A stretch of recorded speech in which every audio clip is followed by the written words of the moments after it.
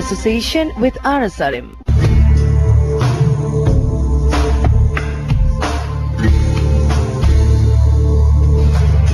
You have strength and you have a problem. You recognize both. দর্শক, আবার আমন্ত্রণ 24 ঘন্টায় আমাদের আজকের আলোচনার বিষয় পোশাক খাত। আমরা আলোচনা করছিলাম আমাদের ব্যাকওয়ার্ড লিঙ্কেজের সক্ষমতা বাড়ানো, যেটা আমরা অফ দ্য স্ক্রিন বলছিলাম। আপনি কি মনে করেন ব্যাকওয়ার্ড লিঙ্কেজের সক্ষমতা বাড়ানো? ব্যাকওয়ার্ড লিঙ্কেজ আমাদের ন্যাচারালি অনেকখানি হয়েছে এবং আরো হবে বলে আমি আশা করি। ব্যাকওয়ার্ড এবং হরাইজন্টাল দুটোই আমাদেরকে চালিয়ে যেতে হবে। তো ইকোনমিক স্ট্র্যাটেজিতে যখন আমরা চিন্তা করি তখন কিন্তু শুধুমাত্র একটা সেক্টরকে নিয়ে গভর্নমেন্ট চিন্তা করতে পারে না। আমাদেরকে প্রোডাক্ট বেস বাড়াতে হবে। গার্মেন্ট তো শুধু শেষ কথা নয়, আমাদেরকে অন্যান্য প্রোডাক্ট আরো 10টা আইটেম যদি গার্মেন্টসের মতো আমরা বাড়াতে পারতাম তাহলে কি বাংলাদেশ আজকে বাংলাদেশ থাকে? প্রতিটা ক্ষেত্রে তো এই ব্যাংক ইন্টারেস্ট, ব্লা ব্লা, ইনফ্রাস্ট্রাকচার, এই প্রবলেমগুলো আসবে, এই সমস্যাগুলো আছে এবং এই সমস্যাগুলোকে সিস্টেমেটিক্যালি অ্যাপ্রোচ করতে হবে। ব্যাংক ইন্টারেস্ট হাই হওয়ার কারণ অনেক বাংলাদেশে এবং সেগুলোকে সরকারকে অ্যাড্রেস করতে হবে অবশ্যই। কিন্তু একটা জিনিস খেয়াল করতে হবে, ব্যাংক ইন্টারেস্ট বা ইনফ্লেশন হাই হলে পরে যারা বড়োয়ার তারাই কিন্তু বেনিফিশিয়ারি হয়, এটা সত্য। বরোইং করলে যে আপনার লস হচ্ছে তা না। যারা বড় করে জমি কিনেছে 100 একর জমি, তারা আজকে কোথায় আছে? তারা হাজার হাজার কোটি টাকা। ইনফ্রাস্ট্রাকচার যারা বড় করে নাই তারা কিন্তু মাথা চাপড়া দিয়ে বলতেছে আমি কোথায় গেলাম। আমাদের ইনফ্রাস্ট্রাকচার আমাদের দুর্বলতা অবশ্যই আছে। এখন গ্যাস আমরা দিতে পারবো না, এটা চাইলে তো হবে না। বাংলাদেশের গ্যাস নাই। এখন এই বাস্তবতাটাকে আমাদের মেনে নিতে হবে। ইলেকট্রিসিটি দিয়ে আমাদের ফ্যাক্টরি করতে হবে। আমাদের কম্পারেটিভ অ্যাডভান্টেজ লস হবে, আমি স্বীকার করি। তবে আমাদেরকে যেটা দেখতে হবে অন্য ইন্ডাস্ট্রিগুলোকেও অলসো ডেভেলপ করে আনতে হবে। আমাদের লেদার ইন্ডাস্ট্রি, আমাদের শু ইন্ডাস্ট্রি এবং আরো যদি ভবিষ্যতে আইটিটাকে আমরা নিয়ে আসতে পারি এই লাইনে। ফার্মাসিউটিক্যাল আনফরচুনেটলি এখনো প্রমিজিং তেমন কিছু দেখাতে পারে নাই। জাহাজ ইন্ডাস্ট্রিটা আসছিল আবার মুখ থুবড়ে গেছে। তো আমাদের অনেক জায়গাতে যেমন লাইট ইঞ্জিনিয়ারিং এর ক্ষেত্রে সাইকেলটা ভালো করছিল, আবার একটু থমকে গেছে। তো আমরা বিভিন্ন দিকে তাকিয়ে দেখি যে কোথায় কি হচ্ছে, কিন্তু আমাদেরকে সামগ্রিকভাবে দেখতে হবে। শুধু একটা ইন্ডাস্ট্রিকে আর্টিফিশিয়ালি ডিপেন্ডিং করলে কিন্তু হবে না। এটা ন্যাচারালি যেটুকু ডিপেন্ডিং হবে সেটুকুতেই আমাদেরকে মেনে নিতে হবে। তার বেশি করলে আমাদের ক্ষতি হবে রাষ্ট্রীয়ভাবে। জনাব রাজিকুজ্জামান রতন, মনসুর ভাই ঠিকই বলেছেন যে মানে প্রবলেমটাকে ওভারসেল করার একটা প্রবণতা আমাদের দেশের মালিকদের আছে। এটা করে কিন্তু গভর্নমেন্টের কাছে তারা একটা অ্যাডভান্টেজ নিতে চায় এবং কিছু অ্যাডভান্টেজ কিরকম নিয়েছে 20 বছরে আমাদের গভর্নমেন্ট সেক্টর কিন্তু কম অ্যাডভান্টেজ নেয়নি। এখানে যেমন বলছে 7,424 কোটি টাকার নগদ অর্থ সহায়তা পেয়েছে, 1 লক্ষ কোটি টাকার শুল্কমুক্ত আমদানি সুবিধা পেয়েছে, বিদ্যুৎ বিলে ভর্তুকি পায়, বিমা রেটে ভর্তুকি পায়, তারপরে পুনঃতফসিল করার সুযোগ পায় এবং সবচেয়ে বড় কথা যে পোশাক খাতের জন্য শুল্কমুক্ত কাপড়ের সুবিধাটাও তারা পায়। অন্য ক্ষেত্রে কিন্তু শুল্কমুক্ত কাপড় পায় না, তারা 37 থেকে 108% পর্যন্ত শুল্ক দিতে হয়। পোশাক খাতের ক্ষেত্রে কিন্তু 0 শুল্ক হারে তারা আনে। তাহলে এই যে অ্যাডভান্টেজটা তারা পাচ্ছে এটা কিন্তু কখনোই তারা বলে না। তার চেয়ে বড় অ্যাডভান্টেজ যেটা হচ্ছে আমাদের এখানে chip and plenty supply of labour, সহজ এবং প্রচুর শ্রমশক্তি এখানে আছে। এগুলোকে নিয়েই কিন্তু গার্মেন্ট সেক্টর এত অসুবিধার পড়ে। চীন এত সুবিধা দেয়, ভারত এত সুবিধা দেয়, পাকিস্তানের সবকিছু আছে, তারপরেও আমরা কেন ভারতকে ছাপিয়ে সামনে চলে গেলাম? কেন আমরা পাকিস্তানকে পিছনে ফেলে সামনে এগিয়ে গেলাম? কেন চীনের ইন্ডাস্ট্রিয়ালরা বাংলাদেশে তারা গার্মেন্টস করতে আগ্রহী হয়ে ওঠে? এই বিষয়গুলো যদি আলোচনা না করি তাহলে শুধু গার্মেন্টস মালিকদের প্রবলেমটাকে এত বড় করে দেখাবো যেখানে আমাদের সম্ভাবনার দিকগুলো ব্যাকওয়ার্ড লিঙ্কেজটা সেটা ঠিকই। ব্যাকওয়ার্ড লিঙ্কেজের প্রয়োজন থেকে তো ব্যাকওয়ার্ড লিঙ্কেজটা গড়ে উঠবে। যদি দেখা যায় আমাদের এখানে আমি একটা তৈরি করলাম আমি সুতা, অথবা আমরা এখানে তৈরি করলাম ফ্যাব্রিক্স, আর আমদানি করাটাতে শুল্ক হার কম, তাহলে তো আমাদের দেশীয় শিল্প দাঁড়াবে কিভাবে? সেটাই যেটা আপনি বললেন, এতক্ষণ যে গার্মেন্টসে এতগুলো সুবিধা দেওয়া হয়েছে, তখন যদি আমি আর্টিফিশিয়াল এটা করি তাহলে কিন্তু ওনাদের কাটিং এন্ড ওই ইন্ডাস্ট্রিটা ক্ষতিগ্রস্ত হয়ে যাবে। সেটা কিন্তু খেয়াল রাখতে হবে। সেটার কথা বলছি না আমি।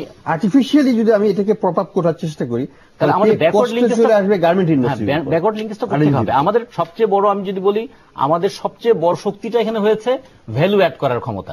ভ্যালু অ্যাড করছি কি দিয়ে? শ্রমশক্তি দিয়ে। তাহলে এই শ্রমশক্তিটার উপর আমাদের সবচেয়ে বেশি গুরুত্ব দেওয়ার কথা, কিন্তু আমরা শ্রমশক্তিটার উপর কিন্তু সবচেয়ে কম গুরুত্ব দিচ্ছি।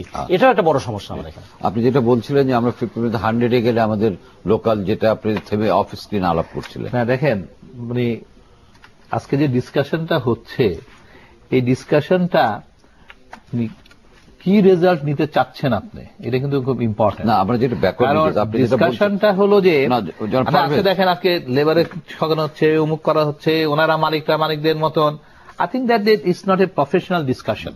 কারণ ডিসকাশনটা আমরা শুরু করছি হলো যে গার্মেন্ট সেক্টর তো আছেই, এবং গার্মেন্ট সেক্টরে ভ্যালু এডিশনটা কম দেখাচ্ছে, এবং এই ভ্যালু এডিশনটা আমরা বেশি করতে পারি কিনা, কিভাবে পারি, দিস ইজ দ্য ডিসকাশন। এখন আমি আপনাকে বলবো যে দেখেন, একদিকে কিন্তু ঠিক যে আমি কম্পিটিটিভ হইতে গেলে আমি কিন্তু ধার ধারবো না এটা কি লোকাল না এটা ইম্পোর্টেড, স্পেশালি যখন আমার সিঙ্গেল স্টেজ জিএসপি। আবার আমি যখন দেশের দিকে চিন্তা করব, আমার মধ্যে যখন দেশাত্মবোধ কাজ করবে, আমি যখন চিন্তা করি যে ইন্ডিয়া কিভাবে আজকে এখানে আসছে, হ্যাঁ, তখন কিন্তু আমার মাথার মধ্যে আসে ও কিন্তু একটা সময় সবকিছু ইম্পোর্ট ব্যান করে দিয়েছিল একটা পিরিয়ড, এবং সে 90 থেকে আস্তে আস্তে ওপেন, অনেক আগে সে আস্তে আস্তে কিন্তু ওপেন করা শুরু করছে, এবং তখন সে আসা কিন্তু বাই দিস টাইম ইন্ডিয়া কি গেইন করছে, ওর ম্যান পাওয়ার। আপনি দেখেন আজকে আইটি ওয়ার্ল্ড কন্ট্রোল করে কিন্তু ইন্ডিয়া। আজকে এডুকেশনের যদি হাইয়েস্ট লেভেল বলা হয়, আজকে ইটস নট এ চায়না পর্যন্ত এখন ইন্ডিয়ার উপর ডিপেন্ডেন্ট হয়ে যাচ্ছে। আজকে যদি কার ইন্ডাস্ট্রি থেকে আরম্ভ করে যে কোনো ইন্ডাস্ট্রি গ্লোবাল মার্কেটে যখন কম্পিট করে, ইটস ইন ইন্ডিয়া। আজকে কিন্তু ওরা ওই লেভেলে চলে গেছে, আজকে প্রফেশনাল লোক ইন্ডিয়া। আমাদের লার্নিংটা কি হবে ফ্রম ইন্ডিয়া? না, আই থিঙ্ক দ্যাট আমাদের একটা জিনিস হলো, আমাদের মধ্যে কিন্তু একটা প্যাট্রিয়টিজম থাকতে হবে, কমিটমেন্ট থাকতে হবে, যে আমরাও একটু অহংকারী হইতে চাই এবং আমরাও এটাকে কম্পিটিটিভ করতে চাই।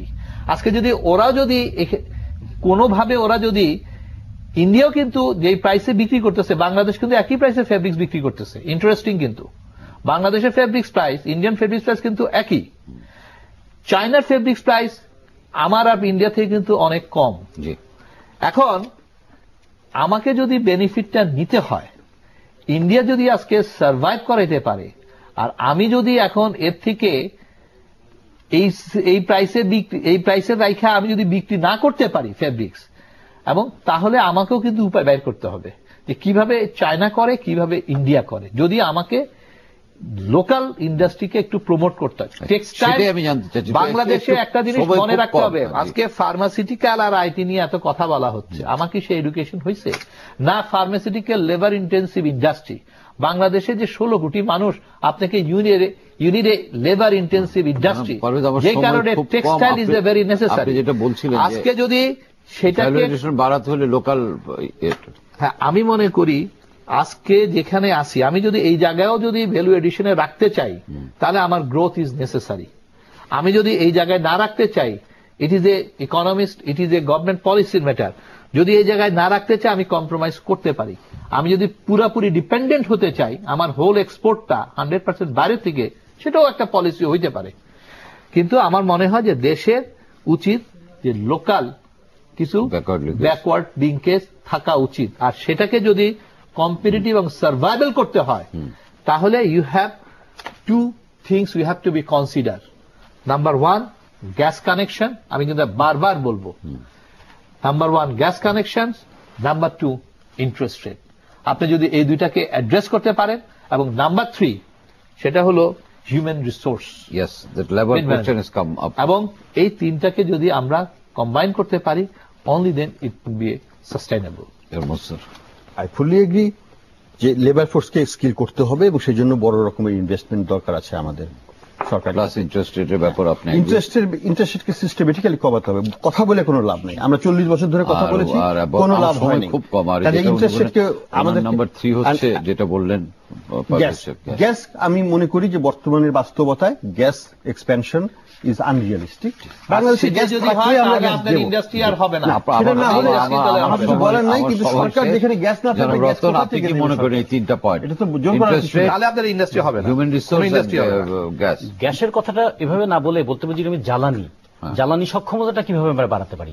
যে কোনো শিল্প পণ্যের ক্ষেত্রে 20% চাচ্ছেন গ্যাস সস্তা দামে, চিপেস্ট, সেটা হবে না। Cheapest man power, cheapest resources, দুটাই চিপেস্ট তারা চাচ্ছে। ব্যাংক ইন্টারেস্ট, হ্যাঁ, ব্যাংক ইন্টারেস্ট। আমরা মনে করি যে মানে আমাদের যদি হোম মার্কেটটাকেও এক্সপান্ড করতে পারি, তাহলে আমাদের ইন্ডাস্ট্রি সাস্টেইন করতে পারবে। আমরা মনে করি যে আলোচনা আসলো, আমরা যে ব্যাকওয়ার্ড লিঙ্কেজের সক্ষমতা বাড়াতে হলে আমরা মোটামুটি এক পর্যায়ে ইন্টারেস্ট এবং জ্বালানি এবং যেটা বললেন ম্যান পাওয়ার, 3টা ক্ষেত্রে আমাদের অ্যাড্রেস করতে হবে। এই বিষয়ে তো আমরা একমত হলাম। জ্বালানির সাপ্লাই অবশ্যই হবে, প্রাইসটাই হচ্ছে। দর্শক, আজকের মতো এখানেই শেষ করছি। আবার দেখা হবে আগামীকাল 24 ঘন্টা অনুষ্ঠানে। কথা হবে নতুন কোনো অতিথির সাথে, নতুন কোনো বিষয় নিয়ে। এতক্ষণ আমাদের সঙ্গে থাকার জন্য সবাইকে ধন্যবাদ।